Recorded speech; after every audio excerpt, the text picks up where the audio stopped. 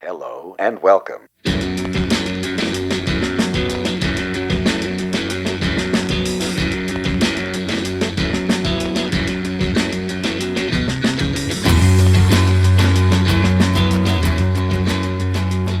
Speaker? Because the beep, that was from the timer. Right. Okay. Oh, I guess we're rolling. I shouldn't tell people our secrets of how we film the show. Welcome, Craig, to the show. Craig Lauzon. Hey, thanks for having me. It's great to have you on the show. We've had quite a few, I guess, actors over the past few months. Yeah. And it's great to talk to different artists and how they kind of do what they do. And a lot of the people that we've had in the show, we haven't seen them literally in the past 18 months, 2 years because of a pandemic. Yeah. A pandemic has affected you and what you're doing, or you're still... It really has. Okay. I in the last 2 years-ish, I've had one gig. Okay. I did the first play back at Stratford this year. We did Midsummer Night's Dream. I saw that. Right. Yeah, so that was exciting. It was cool. It was great to be back on stage in front of people. Felt very emotional. Right. The first time we walked out. Right. But it was also very weird. We rehearsed outside, but we still had to wear masks when we were close to each other because everyone still didn't know what they were doing because it hadn't been done. So So the protocols were changing all the time. It was and the audience was socially distanced. They were in their pod. Like if you ordered 4 tickets, you had 4 seats together, and then there was 6 feet apart from everybody else. Okay, that's great. 2 people, 1 person sitting by themselves. It was very odd, and we performed outside, right, under a big canopy, and it was just so you could see everybody. And you could see their reactions, and you could see, a lot of people were emotional too. I mean, it's Midsummer Night's Dream; it's a fun play. Yes. But people were still kind of like, it's the first play that they have seen in 18 months. You know? And do you think people were starved for that sort of live entertainment versus watching the streams on their little computer? I know. Yeah, like I've been in some, and I tried watching some of those plays done on YouTube or whatever, right? And it just ends up looking like, no matter how good it is, it just ends up looking like bad TV. Sure, like the Mike Nesmith show or something, right? From like the 80s, right. And it's just live, just feels so much better. We did record it with like a professional crew came in because they had it for their online content. Because the other thing is, there was only 100 tickets per show. And there's only one show at the time. Right. Normally, they have thousands of tickets for 4 different shows, and so getting even just to see our show. Right. So that's why I think they were kind of emotional about it all. But it was great, and the cast was amazing. It was so much fun. But right. And this is the first year Stratford went back to having live. Sort of shows. Yeah. We were supposed to be the first show back. Okay. But that ended up being a cabaret because when we first got to Stratford to start rehearsing, a lockdown happened. So we lost 3 weeks of rehearsal, so we had to push into our performance time. And so the cabaret that was supposed to open after us ended up opening the whole season, which was great. Right. And it was Marcus Nance, who's an amazing singer. He's a beautiful guy. It was one of his cabarets, but we were the first play. Okay, great. Cool, yeah. And it's quite an honor to be invited to work at Stratford as well. It was a bucket list thing. I mean, I've done a lot of workshops and things like that. I'm part of a thing called the Toronto 5. Okay. And the Toronto 5 were 5 theater companies that are minorities, or like one is the Obsidian, which is basically like Black artists. Okay. And Native Earth, which is obviously First Nations. Right. And a few others, Luna, which is Hispanic, or not Hispanic, but Latinx or whatever. Sure. And, so just different theaters involved with that. And so we would go and do workshops. They would show us how to do Shakespeare. Okay. But it's been going for about 10 years. So this is kind of like the culmination of that, because there was a few people in the cast that had been part of those. Okay. So it was great. And have you had experience doing Shakespeare before, other than, say, high school when everyone had to read it as part of their English class? I was almost supposed, because for those who may know, I was on Farce, which was on CBC, and it took me away from doing theater for a while. And I was supposed to do a show called Death of a Chief, which was like an adaptation of Julius Caesar, which Native Earth was producing. And I had to pull out of it at the last minute because of Farce. But then I did get to do King Lear with August Schellenberg, and it was like royalty. That's an all indigenous cast doing entire Shakespeare, cast, right? And we had 30 13 at a time, but 30 extras that were all First Nations from the Ottawa area. It was at the NAC. But it was August Schellenberg, Tantu Cardinal, Billy Morasti, Lorne Cardinal, Kevin Loring, who is now the Artistic Director of Indigenous Theatre at the NAC. Right. Gordon White. It was an amazing cast.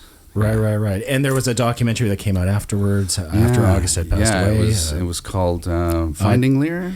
I think it was. That's right. Yeah. I forgot. The music was amazing. Yes, that's what I heard. Yes. Lorne Cardinal produced that, and it was really great. Now, you worked with Lauren in the past throughout the years. Yeah. There was even an article I was reading where you had to do, I guess, trading roles on alternate days. What was that about? Thunderstick, was that one? Thunderstick, Ken Williams he's from Gordon's in Saskatchewan. He's now a professor, very fancy, at the University of Alberta, I think. Oh, okay. Even with like the patches he's got elbow patches. He smokes a pipe now. All right. So Ken, who is like our third musketeer, wrote this play, Thunderstick, that hadn't been done in a long time. The first production of it wasn't handled very well and got lambasted in the press. Right. And so Lorne and I both were off of our shows. He was Corner Gas had ended, Air Farce had ended. And he's like my brother. I love him so much. Hey, Lorne, if you're watching. That's right, Lorne. Hey, buddy. You better be watching. And so we were like, we should do something together. We should do a play together. And he had a lot of connections in the theater world that I didn't have. And so he contacted a few different people, Persephone Theater in Saskatchewan and Theater Network in Edmonton. And that's where it started, with those two theaters. And so we did. It's a two-hander. It's called Thunderstick. And it's about these two cousins who are journalists. One's a photojournalist, one's a scribe. Okay. And they go off on an adventure to a minister in the cabinet has gone missing, and they're in Ottawa working for the Citizen, and they go looking to see if they can break the case or break the story. And it's kind of, in a lot of those articles, it was called the Native Odd Couple. Okay, right. Because one's one's Oscar the Grouch, and one is a clean cut. Sure, right. And so we switched roles every single show. Oh, because we both wanted to play the mess, the Oscar the Grouch character at the time, and so we had both of those theaters. The artistic directors both directed it, which could have been a nightmare, but they were great. And then Lauren and I switched every single show. Even if we had a 2-show day, we would switch. Oh, right. Okay. Yeah. Wow. So it was, and we did it for about 18 months or something. Okay. Like that. It was a cross-Canada tour. It was amazing. Yeah. And is it easy to flip between the two characters if they're so different that way, or? Yeah, because I think they're so different. Okay, right. Obviously, I played mine more handsome. Yes, yeah. On both accounts. Yes, of course. Yes, and but yeah, the one character is very upright and tight, and it doesn't really break until the end when he just loses it, and the other guy's just a fun mess to play, and it was incredible, and the set was amazing. Like, it was just a great traveling set that we could. There were these boxes on stage that had like forced, because part of it takes place in the city or in the guy's apartment, and the other part sort of takes place in the bush. So they had these boxes on stage that you turn them around, and there was birch trees and nice. Stuff. Okay, great, fantastic. It was really great, and we had a car on stage that was like the Stella, the red Escort. Okay, which insert joke there. It was great. And then we did another play. We did Kevin Loring's Where the Blood Mixes as well together. We didn't switch roles in that one. Oh, you didn't? Okay, no. Right. So is that kind of roles that you prefer, the messy character, rather than, say, the hero, the knight on the horse? It's always fun to play someone who's more flawed. So if the hero is flawed, I wouldn't mind playing that. Mm-hmm. But, like Luther or whatever, he's got a lot of problems. That show, Luther, Idris Elba. But the bad guys or the buddy that's a mess, it's always fun to play. Right. It just gives you more to jump into, Right, because sometimes the hero of the show is sometimes a very one-dimensional character, and there's not really much to build on. It's like, would you rather play Batman or the Joker? The Joker gets to do a lot more. Way more interesting stuff. Yeah. That's right. So you've done theater and then film as well. Which do you prefer? Because we've had various actors on the show, and a lot tend to prefer live audience in theater because you get that sort of symbiotic relationship with and the audience. Response, yeah, that's right. I think it's the same for me. Film and television tends to pay way better. Yes, of course. But theater tends to be more artistically fulfilling. Okay. A lot of the stuff you get to do on TV or film can be very stereotyped or just not as interesting, and you get longer to rehearse and you get to play with it, and in theater, and you get that immediate response from the audience. But with the right roles, film and television can be amazing, especially film. I think television, when you get on a TV series, a lot of times they don't want the characters to change. You look at Gilligan and Skipper; they were the same. They didn't change that dynamic. Especially for comedies, I think. Right. Dramatic stuff, there's usually some kind of arc for the character to go through, but But with Air Farce, you were literally putting on a different show each week, right? Yeah, so the characters, you were always coming up with sort of new... and some funny people were always like, hey, do you get recognized a lot? Because I was like, never. Because I never looked like me on the show. I that's right. I always looked like whoever. Right. God bless them. Who was your favorite caricature to do on the show? Well, I had two. One that was like, I love Buster Keaton and Charlie Chaplin, sort of silent film stuff. I had this character named Pops, who was like a World War II vet. Okay. And I used to love doing those. There was no dialogue in them. It was just... and then I did another character that was named Jenkins. And he was kind of similar. I mean, he spoke a little bit, but he kind of was just like a little nervous guy at the office. And everything would always happen to him, and... that was always fun. I loved reacting to, he'd have trouble getting the copier to go, and his tie would get stuck, and just the silly stuff. But I had to play Harper all the time. Yes, Harper and I kind of remember you as Harper in many episodes. Right? And I mean, there was a certain irony to having Anishinabe dude playing Harper. Yes. Loved that aspect of it. But there was one year, I guess it was an election year, I had to play him 18 weeks out of 22. I was just like, tired of it. But and Trump was fun initially until he became crazy. Yeah. Like until he was affecting the world. Yeah, I know, exactly. Yeah. And he still hasn't fully gone away. He's still kind of behind the scenes, like Wizard of Oz, kind of pulling certain levers there politically. Yeah. I'm going to be doing a film in Thunder Bay. Oh. In January. Okay, great. Yeah. In January. And Thunder Bay. Don't be jealous. I get to be in Thunder Bay in January. What's the film? Or can you tell us? I think I can say it's called Ithaca, which is a H.P. Lovecraft character. Okay. And it's sort of a frontier version of a zombie movie. It's like this creature from outer space that kind of eats people, I guess, something like that. Okay. But that's why I grow a beard. I'm playing a French fur trader. Oh, okay.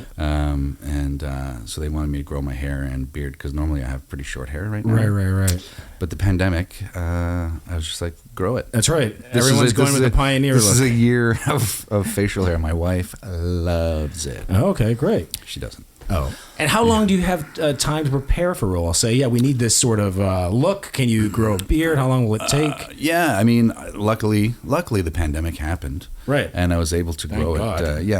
And I've been able to grow it for a year. But normally you audition for something, maybe films you get a little bit more time, but it's usually pretty quick. Okay. Like weeks, maybe. Did you ever have to work out for a role like any? I don't have to work out, Mark. But that's right. But I mean, I've never been in a role like that where you have to train with guns or with martial arts or anything like that. Right. But you do get that. I mean, they'll put you through boot camp, whatever, school to learn how to shoot properly or to fight properly. Right. There will be some fights in this, so I'll have to do some fight training. So there's someone that is on set with you that kind of shows you how not to really punch someone in the face. Exactly. Right. It'll probably be before we get to set, and then that same person will probably be there, that stunt coordinator.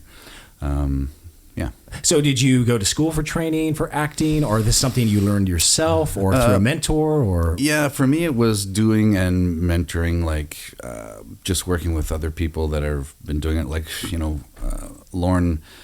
I learned so much from him on that tour, just about because it was now it's 10 years ago now, 2012 or 20. No, it was 2009. Okay, wow. That we did that first tour, and just I hadn't really done a tour like that with theater, and it takes a lot. It's a really physical show, really a lot of running around, jumping around, and right. And we beat the hell out of each other. We didn't. And Lauren's very strong. Yes. So we had the scene where we would. I would do like. What's his name? Woo!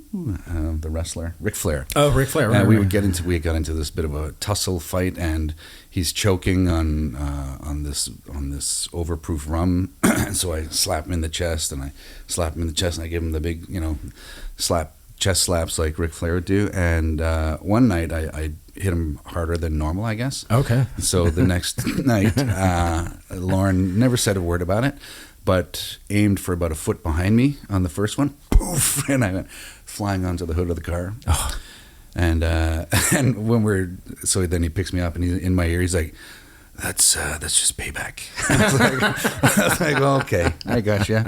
But I learned a lot from him. It took a lot of endurance to do that run. Right. Because of that, there's a lot of running around. We had to push this car all the time, and it was really physical.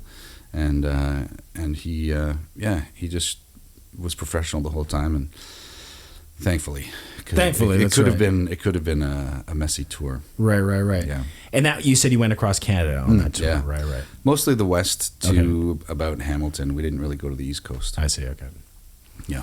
And you grew up in Ottawa. You're from Ottawa. Okay. I'm from Ottawa. Yeah. And what's that growing up in Ottawa? Because I know when people say they grow up, say in Washington in the U.S., it's very much a political town, and there's always talk about politics. Is that Ottawa or no? Because whenever I go to Ottawa, and nothing against Ottawa, I love Ottawa, but the town shuts down like at 5 o'clock. If you want to go out and try to get something done, forget it. Everything's closed. Yeah, especially if it's not Friday or Saturday. Right. It's the downtown just kind of rolls up the sidewalks at very early. That's why when we were teenagers, we always go over to Hull. Oh, okay, right. The bars would stay open till 3, I think, at the time, and officially Ontario closed at 1. Right. Now it's 2, I think. But Ottawa downtown was like so dead at that point. So we would go over there. But the drinking age is actually 18. And it's young. It's 18 it's a year, in Quebec, right, younger. Yeah. Right. So double reason why we were over there. And there's dance clubs, and it was just more of a party atmosphere. Discotheques, I believe they call them. Discotheques. And apparently that whole strip now it's now Gatineau Hull, but it's closed. They've pushed back on the residents there, I guess. I see. Tired of all the vomit on the streets. Ah, yes, that. But it was pretty quiet. I grew up in a sort of a rougher area. I don't know what it's called specifically, but it was kind of between Overbrook and between, all these different sort of rougher. We used to call it the ghetto. Okay. Yeah. And it was nice, but it was fun to grow up there. In my neighborhood, anyway, we did a lot of fun stuff. But it was quiet. Okay. Yeah, Toronto was definitely an eye opener when I got here. And that's when you started acting, when you made the move to Toronto, or that's what you? Well, I moved here for that. Okay. I played football and. Like hockey. football, or football soccer? What we call gridiron over in the UK. Actually, I now play rugby league, which my team is actually in England. Is that because of Lauren? Did he get you into rugby? Did. You see, Lauren? He did get me into rugby. But this is actually, when we were on that tour, he always wanted to watch rugby. And so I started watching rugby. But this is rugby league, which is a different game, which they have they have it a lot of places, but it's big in England and it's big in Australia. Oh, okay. And it's like the biggest game in Australia, except for maybe the AFL, which is the soccer, basketball, footy thing. Right. But it's 13 players instead of 15, and a lot of the things that slow down the sport of rugby, like the scrums and the lineouts and all that, they're not in this game. Okay. It's a much faster paced thing. And that's this team here, the Ontario Greybeards. But there's a national team called the Canada Grizzlies, and they're in a tournament in the UK right now. Oh, great! I wasn't able to go. Oh, okay. I was supposed to be shooting that film now, but it got pushed to January. Right. I didn't know we had a rugby team, so there you go. I learned something. Yeah. Okay. Yeah. And how are they, like, competitively? Well, not bad. Okay. So in Masters Rugby, which is people over a certain age, sure, there is all the games end in a 0-0 tie or 0-0. Oh, I see. So that the competition sort of aspect isn't the focus. It's about having fun. I see. Okay. Even though you're still hitting each other and all that. But, sure. But on the Sunday, we scored more tries than other teams, which means that we kind of won those games. So we won one, tied one, and lost one. So it was kind of even Steven. Okay. Kind of like the nature of the sport is to just have fun. So interesting. Yeah. Okay. And would you ever say you got cast in a film about rugby? Would that be something you would do? Oh my God! Did you already have it. the sort of the experience? I would love it. Yeah, that would be great. Probably wouldn't happen in Canada. It's not a big sport here, but New Zealand. Right. I'd go to New Zealand. Oh, there you go. So would I. Hang out with some Maori, that'd be pretty awesome. Or Australia.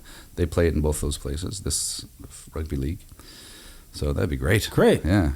So I guess doing things from air farce to Shakespeare, what would you say, I guess, your genre, for lack of better words, is for acting? Do you prefer doing comedy, or is it drama, or is it anything that is of an interesting role that you find? I think that's what it is for me now. I think when I first moved to Toronto, I wanted to get into Second City. I wanted to get on SNL. Right. So I was really leaning towards the comedy side. And I did do Second City. I was in the touring company. Then I got Air Farce right from that. Right. So I've had a lot of success with comedy.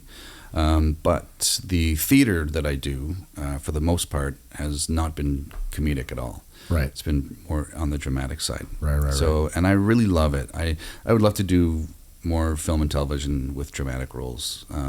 Right. Yeah, I did comedy for such a long time as a main focus that I just kind of like to switch gears. Yeah, there should be a lot of comedians also going into dramatic roles. If you look at someone like Bob Odenkirk, for example, Better Call Saul, where he's still kind of doing a comedic role, but it's more of a darker sort to me, of that's comedy. the interesting stuff, is when it's... and I think I would just bring comedy to something naturally anyway, because that's how I am in real life. And so I think a dramatic show that has a comedic turn on it, it's always like Dexter, all those shows, there's a bit of comedy to them. I really like that kind of stuff. And you think that's indicative to our culture, indigenous culture, where we try to find humor even in serious sort of subject? That's right. It's like if we couldn't find a way to laugh about stuff, we'd be crying all the time, because there's been a lot of shit. Right. So especially this past year, all the stuff that we knew about, now the nation knows about. That's right. And they're like, it's shocking. It's like it's not shocking. That's right.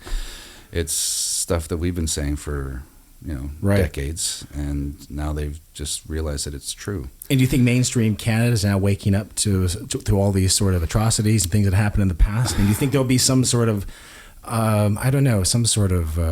momentum for real change in the country? I felt like it was happening, and I think socially, it feels like there's a change coming, or it feels like there's a push. Right. But whenever it becomes about fucking money, then it's just like, there's tanks in Wet'suwet'en, it's like, right, that's right. There's 3 tanks out there. It's like, that doesn't sound like reconciliation. Right. No, not at all. So yes and no. I feel like the populace is starting to get stuff. Like, they're starting to understand, and there's a little less of, well, just pull up your bootstraps and get over it. Right. It's like, wow, just think about generations of kids being taken away from you, and and ending up where they ended up. And it's like, right. I was in Stratford rehearsing when all that, and when the bodies in Kamloops were found. It was really heavy. Right. Trying to rehearse. I know, for sure. Knowledge of that, and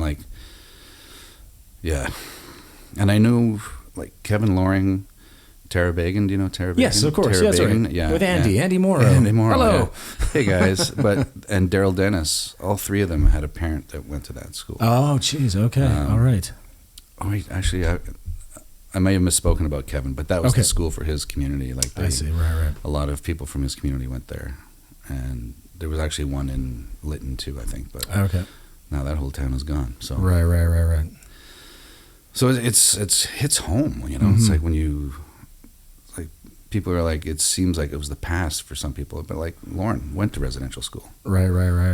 That's right. And the last one didn't close till 1996. That's right. Something like that. So it's all very recent. It's not like something that happened, hundreds of years ago, where it just happened for hundreds of years. That's right. That's right. So I guess to lighten up the mood, we've often we've segue to now to the comedy segment. We've been asking also various artists that come on the show if they had this ultimate sort of project. I believe we gave Cherish a suitcase full of money. Oh, that yeah. was in the next room.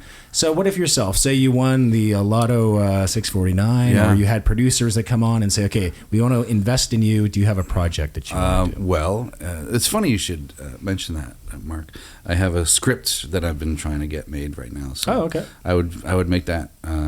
It's called Third Sunday in June, and it's kind of the problem with it because of the sort of change in because for the whole time that film and television and even some theater, it's been really male focused. So now the switch is happening to the other way, which is great.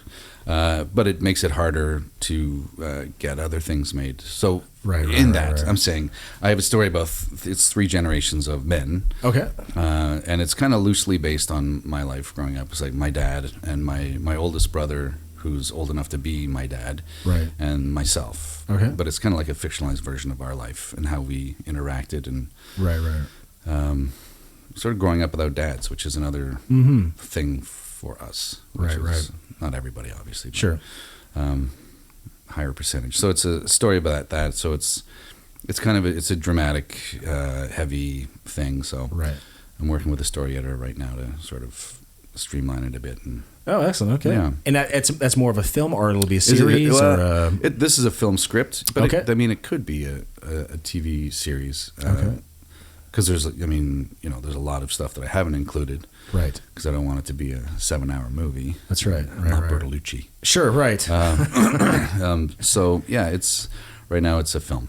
Right. Yeah. And there seems to be a lot of Indigenous filmmakers releasing stuff. With Dennis Goulet with so good. Her film. We have yet to see it, but I heard it's excellent. Night and so many Raiders, others that are coming out with projects as well. Yeah. Do you think this is now the golden age of Indigenous cinema? Yeah, it's like a second renaissance. The first one was after there was. It was like, not that it was an Indigenous film, but it kind of was. Dances with Wolves opened up a lot of avenues, especially for Native actors. That's right.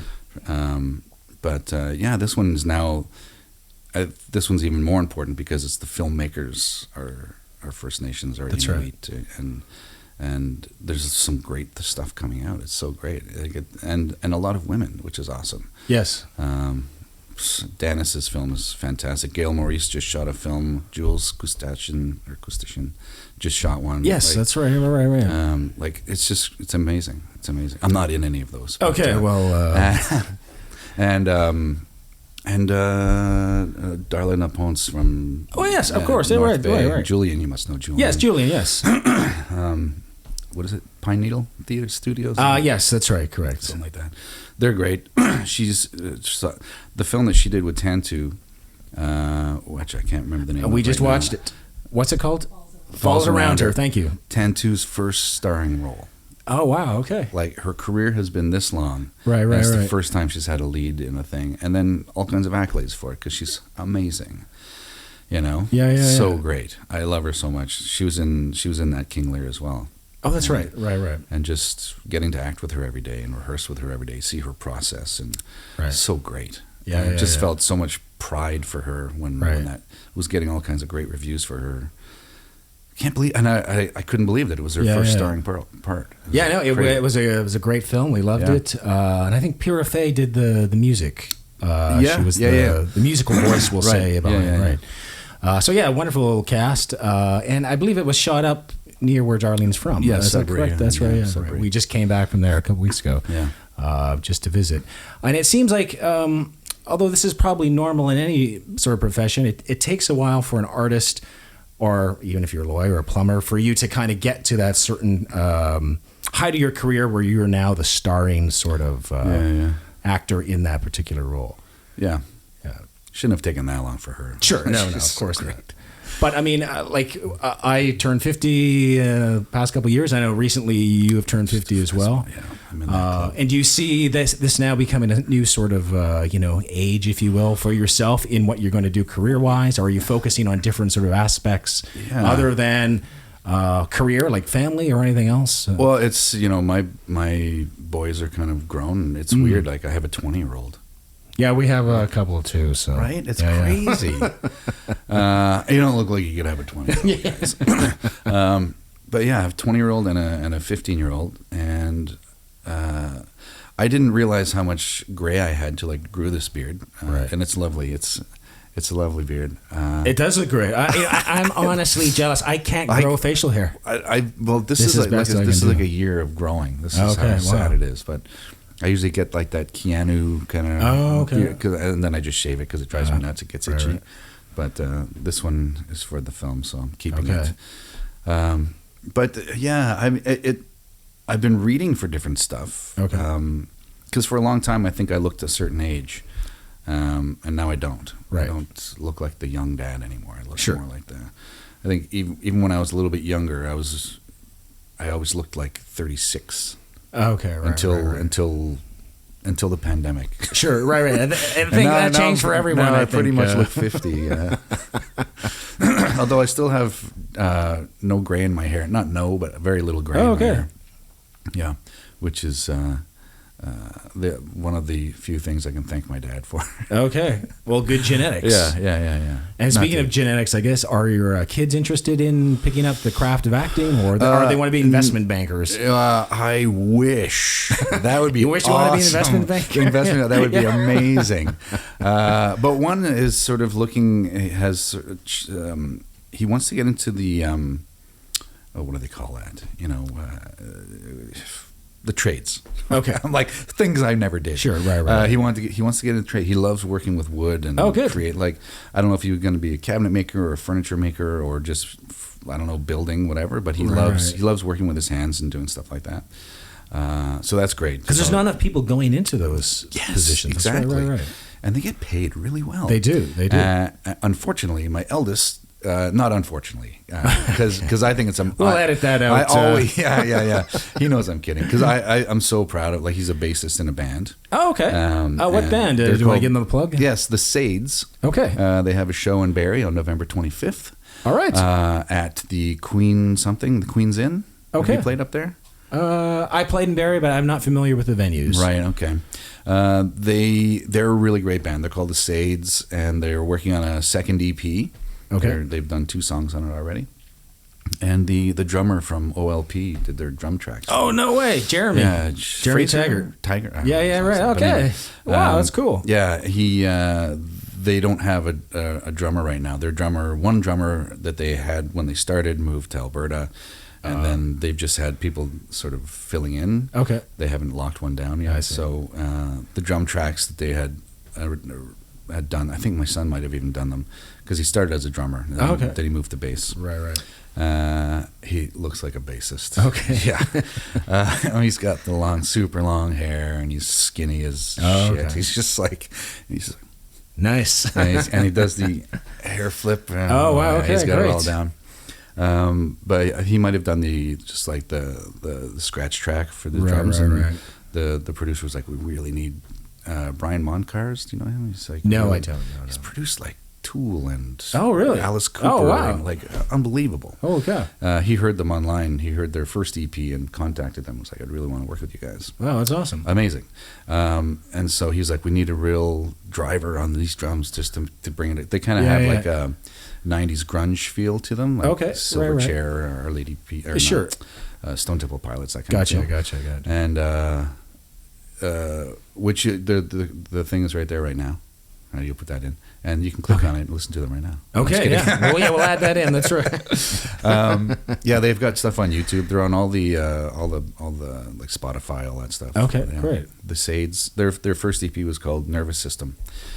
I'm just really proud. They sound so great. And how's it spelled? Sorry, Saydes. Okay. But they've recently told me they're taking the Y out. Okay. Because too many people call them the Sadies. Oh, and there already is a band called the Sadies. That's right. But I feel like without the Y, it looks more like Sadies. Yeah, it does. That's what I was, Because the Sadies spell it Sadies. Right? Correct, that's right. That's right, anyway, right. But they are talking about, I don't know if they have officially done that or not, but right now it's Saydes. Okay. And it's on all the platforms. Right. And their video for their song Nightmare won like an independent music rock video. Oh, I got to check this out now. Wow, that's great. Nightmare was the name of the song. Okay. Really great. Yeah. Because I love checking out new music. It's always cool to discover something new that's great. Yeah, they're really good. Okay. But you started off this conversation with, unfortunately, my son's a bassist, or was that? That was it. It's like because like if there's anything done, present company excluded, there's anything harder to make money at than acting. It's music. There is, yeah, it is. It's absolutely terrible business to be in, and whenever I do like classes or seminars where I'm instructing, my first 10 minutes is convincing people not to get into the music business. I get asked to speak all the time at things, and to give advice and I'm like, if you are good at anything else, right. if you have a love for doing anything else, do that. Right. But if you don't, then put everything you have into it, because it's hard. Like That's you right. have to keep training, you have to get yourself out there, you have to talk, so work as hard as you can, or go into something else. That's right. Because there's so many people that tell you no. It's hard on your ego. It's hard on your, it's just hard. It is. Yeah. But don't you think that separates the people that are truly, I guess, destined to be that actor or that musician versus the people that just kind of think it's cool, or I want to do it because I want to get a girlfriend or boyfriend or whatever. Sure, yeah. I mean, it definitely weeds out some people. That's for sure. Right. Attrition is a big part of it. Attrition over talent sometimes. Right. Like God love him, but I've never thought Keanu Reeves was a very good actor. Sure. But he's had an amazing career. Yes. And he plays the same role almost in every a lot of times, film, right? And he started out with like at Theatre Passe Muraille and all that, like That's in right. Toronto. Yeah. And like people that he started out with that have given up that were really great. Right. So a lot of times there is a part of it that is talent. And from what I understand, he's like the nicest guy, Like That's what I hear. all this stuff lately about him being so great. And I love that. But yeah, a lot of it is attrition. You got to just wait out some of the other folks. And do you see sort of any new promising new young actors that have caught your eye that definitely have a talent? So I was on Trickster, and Joel Willett, who is the lead of that, was so good. It was his first real sort of thing.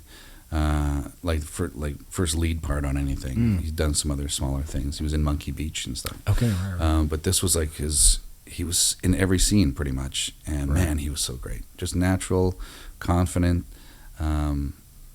Listened to everybody he would ask everybody like, what do you think, whatever, and just sort of would take any kind of direction from an older person. Right.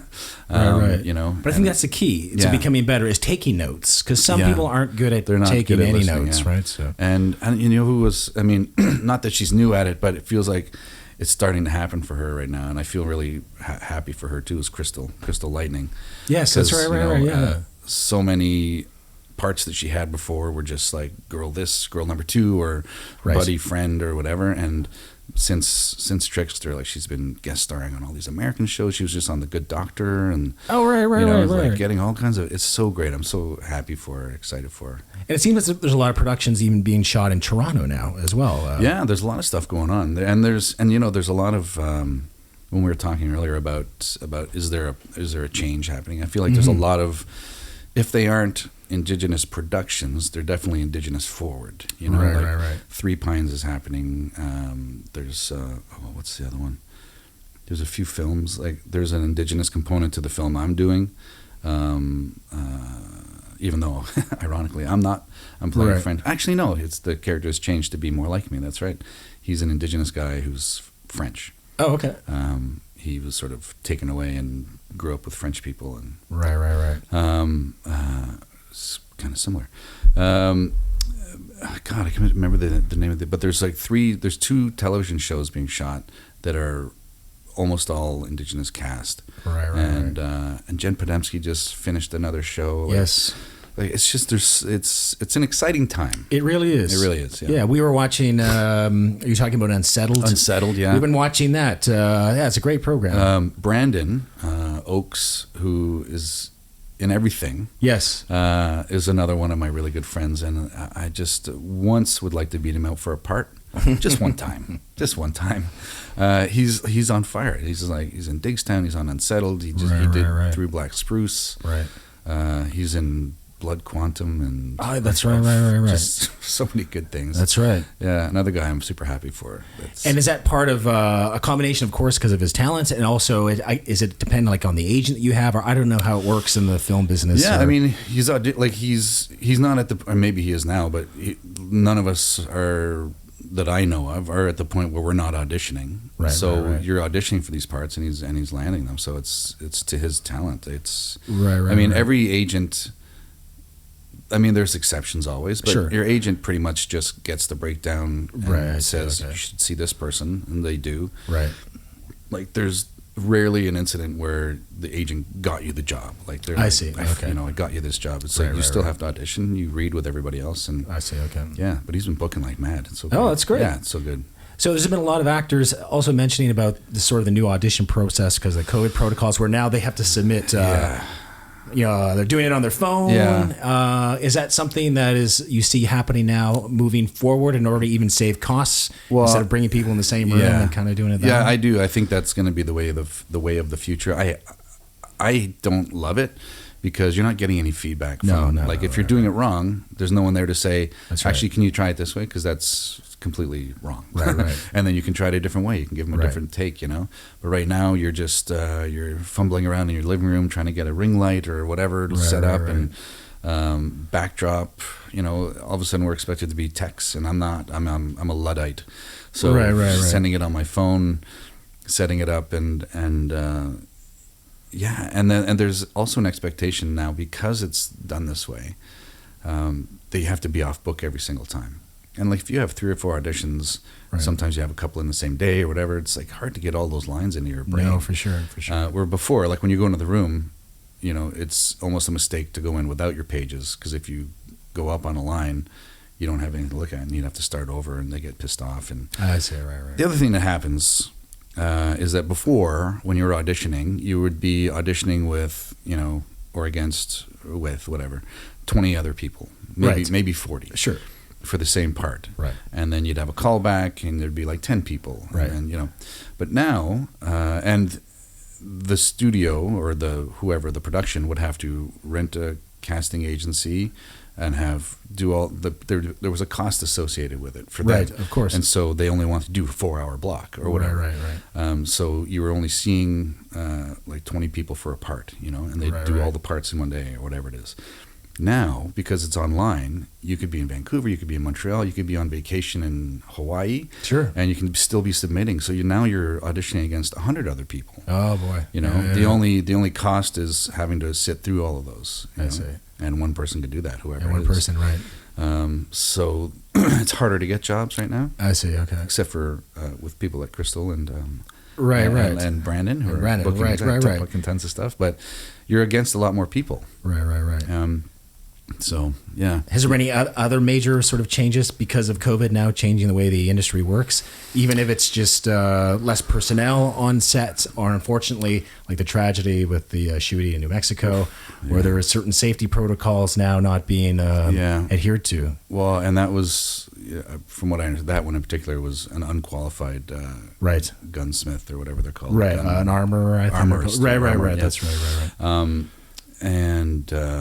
But the big thing is just like as soon as you're done your thing, you have to put your mask back on, even though you're just in the. It's weird. I mean, it is weird. Yeah. It's kind of like here, you got to wear your mask going to the restaurant, but once you're at your seat, you can take it off, and then that's fine. And all the servers are still wearing theirs, and that's right. So there's that, and there's all the you got to get tested every couple of days. And, I see. Even for like I'm doing Because News in a couple of weeks, and they send a nurse to your house. Used to be 3 days before, but now they do a day of. They do the rapid test. They show up in the morning, you do the test, and then you go down to CBC. They have the results already. Unless you're positive, then they would call you and say, "Don't bother." Right. But yeah, they you go in, and then you got to wear a mask inside, and we get in, and there's no audience anymore, and we're all sitting about 10 feet apart from each other at a microphone, and then as soon as you're sitting in your spot, and you can take your mask off. Okay. So, Yeah, I don't think these sort of COVID protocols will go on longer than maybe another year. I'm thinking maybe by summer 2022 will be back to normal?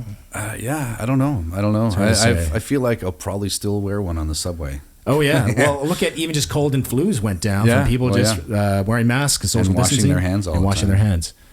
That's right. And you don't have to hug people. You don't want to hug anymore. No, you don't. You can say, in fact, I prefer that. Yeah. I'm like Jerry Seinfeld, where and I won't mention names, but they're probably watching. But some people like to do that double kiss and hug thing. Yeah, I hate that. Yeah. So we're coming up to the end of the show already, and so I know, it's just time just flies by. We didn't even talk about anything. I don't know. And I know we just a little while ago we were talking about people not to get into the business, but there are some people that are watching the show that may be in a remote community, or they may be sitting in Thunder Bay, and they want to become an actor. And what's their best advice that you would give to them? Other than stay in school and don't do drugs. Learn a trade. Yes. It's. I mean, I kind of touched on it before. I still take acting classes. I still train, and I know when you're in a remote place, it might be more difficult to. But now with online stuff, you can take acting classes online. It might be a bit weird, but I mean, eventually you have to go to where the work is, kind of thing. Right. If there's theater in your town, right. if like in high school, there's I'll assume there's still drama. Take drama in high school. Right. If there's a theater in your town, like volunteer there, or community theater. Yeah, community theater. Right. But it's just put as much. You're going to get as much out of it as you put into it. So if you don't work hard, chances are you're not going to work at all. Right. So it's just work hard and never think you know everything about it, because you never will. Right. Well, it's a constant learning process. You can always learn more. Right.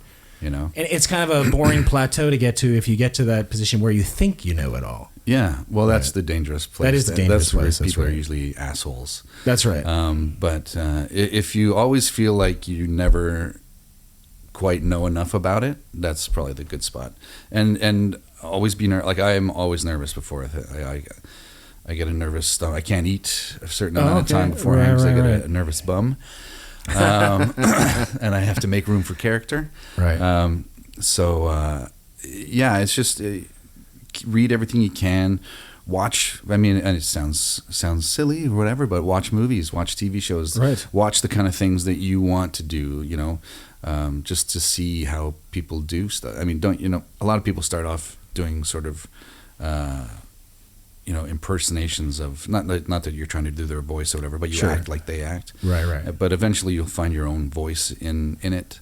And but always watch how other people do it. Watch Robert Duvall. That's right. Watch Tonto. Watch all these great actors. There's their work is out there for you to watch. So that's interesting advice. You have to kind of find yourself rather than trying to be a caricature of another actor that you admire. Yeah. I see a lot of musicians and singers doing that. Yeah. Where they're not singing in their true voice. They're trying to sing like Eddie Vedder or like Adele or whoever it is, right? So they're trying to sound.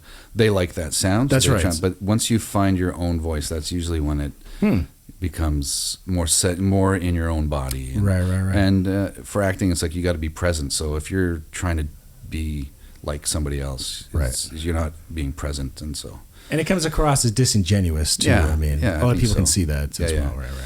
Yeah, and on camera, I mean, the camera can be this close. They can see it in your eyes if you're bullshitting. That's right. Well, these are 4K cameras, so we'll see every pore on your. Yeah. No, we don't shoot in 4K because it takes up too much space. Oh, sure. Yeah, but it would be nice. I know. They are 4K cameras, though. They are. We're just shooting in 1080. Sure, Again, the files are like, 200 gigs for like 5 minutes or whatever. So, well, enough about our technical problem. Well, thank you so much, Craig, for being on the show. Oh, thanks so much. And we'd love to have you back anytime.